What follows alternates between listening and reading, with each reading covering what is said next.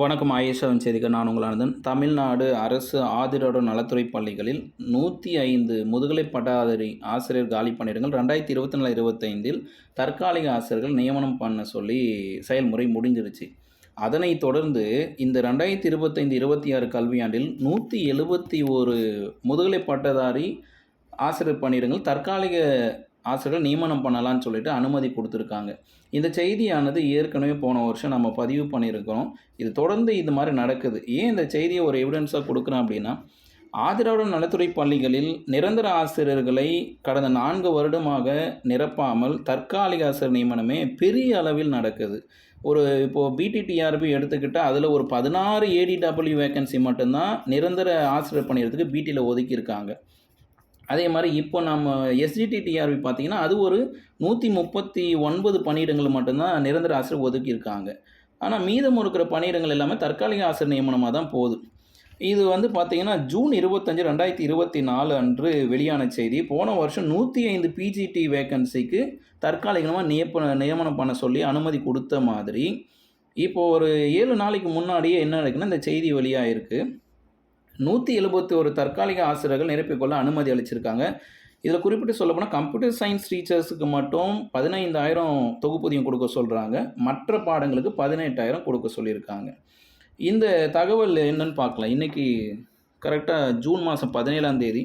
June 17ஆம் தேதி இந்த செய்தி வெளியாக இருக்குது. இந்த தற்காலிக ஆசிரியர் நியமனத்தை அரசின் பணி நிபந்தனைகள் சட்டத்தின்படி தான் எடுத்துகிட்டு வரதுனால இது நீதிமன்றம் சென்றாலும் எந்த வகையிலும் தடுக்க முடியாத நிலையில் இருக்குது. காரணம் மிக தெளிவாக குறிப்பிடுறாங்க.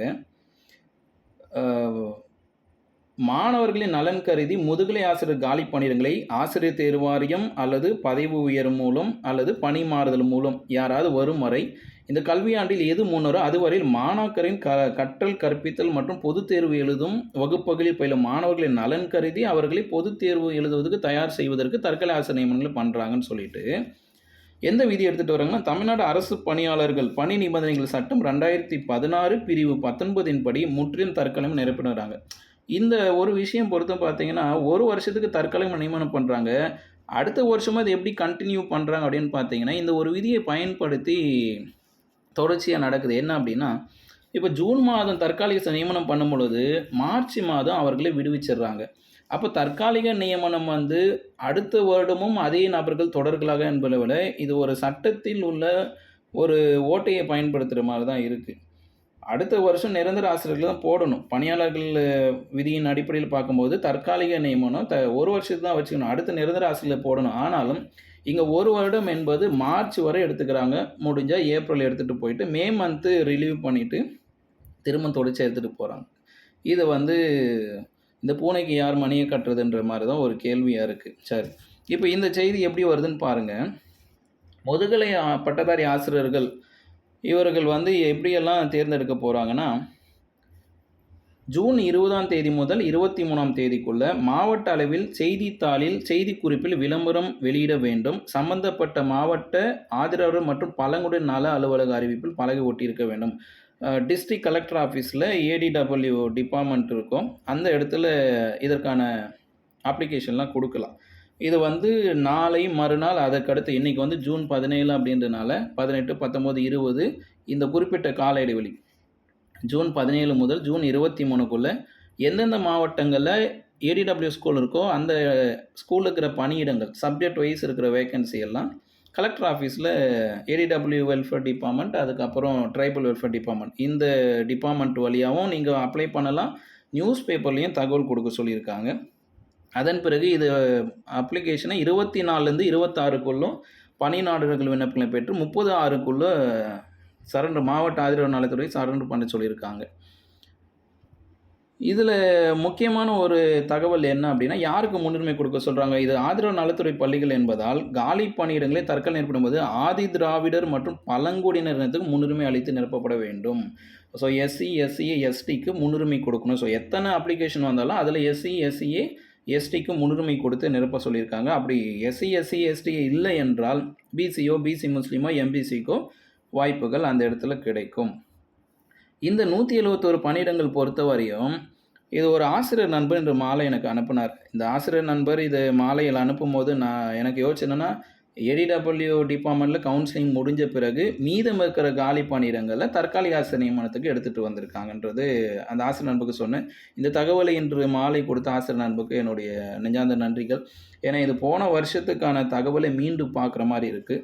ஸோ எத்தனை பேர் அப்ளை பண்ணுறாங்க, என்ன சப்ஜெக்ட்டு, அதன் பிறகு அவங்க யூஜி பிஜி டிகிரி என்ன, அப்புறம் உங்கள் கம்யூனிட்டி என்னன்னு கேட்டிருக்காங்க. இதுக்கு அப்ளை பண்ணும் பொழுது ரொம்ப கிளியராக கேட்குறாங்க. யூஜி பிஜி அண்ட் என்ன கம்யூனிட்டிக்கு செலக்ட் பண்ணியிருக்காங்கன்னு சொல்லிட்டு அவங்க ஆல்ரெடி டிஆர்பி பிஜி எழுதி அதில் சர்டிஃபிகேட் வெரிஃபிகேஷன் போயிருக்கான்னு கேட்குறாங்க. So community wise SC SC எஸ்டிக்கு முன்னுரிமை கொடுத்தாலும் அதில் வந்து ஆல்ரெடி பிஜி டிஆர்பி அட்டன் பண்ணி சிவி வரையும் போனவங்களுக்கு முன்னுரிமை கொடுக்க சொல்லியிருக்காங்க. அப்படியும் இல்லை அப்படின்னா இல்லம் தேடி கல்வி திட்டத்தில் பணிபுரிகின்ற எம்எஸ்சி பிஎட் எம்ஏ பிஎட் அதுபோல் மாஸ்டர் டிகிரி வித் பிஎட் படித்தவங்களுக்கு முன்னுரிமை கொடுக்க சொல்கிறாங்க. அதுக்கான தகவலாம் ஏற்கனவே பார்த்துருப்போம். ஸோ இதில் பார்த்தீங்கன்னா computer science, biology and chemistry, commerce, English, mathematics, history, physics and Tamil, zoology இந்த பாடங்கள் எல்லாத்துக்குமே காலி பணியிடங்கள் நிரப்பிக்கொள்ள அனுமதி கொடுத்துருக்காங்க. இது 2026-27 கூட தொடரும் என்பது நிதர்சனமான உண்மை. ஆனால் இந்த 171 பணியிடங்களில் குறைந்த அளவு ஒரு 20லிருந்து 30 பணியிடங்கள் மட்டும்தான் பிஜிடிஆர்பிக்கு டைரக்ட் ரெக்ரூட்மெண்ட்டுக்கு அனுமதி கொடுப்பாங்கன்றது கடந்த கால வரலாறு. போன வருஷம் 105 இருந்தாலும் இந்த வருஷம் 171 வந்திருக்கு. இவ்வளோ பணியிடங்கள் கொஞ்சம் 70 பணியிடங்கள் கிட்ட ஒரு 65 பணியிடங்கள் கிட்ட உயர்வடைஞ்சிருந்தாலும் நிதித்துறை வந்து இந்த ஏடிடபிள்யூ டிபார்ட்மெண்ட்டை பொறுத்தவரைக்கும் குறைவான பணியிடங்களை டைரக்ட் ரெக்ரூட்மெண்ட்டுக்கு அனுமதி பண்ணுவாங்கன்றது வரலாறு சொல்லுது. பார்க்கலாம்.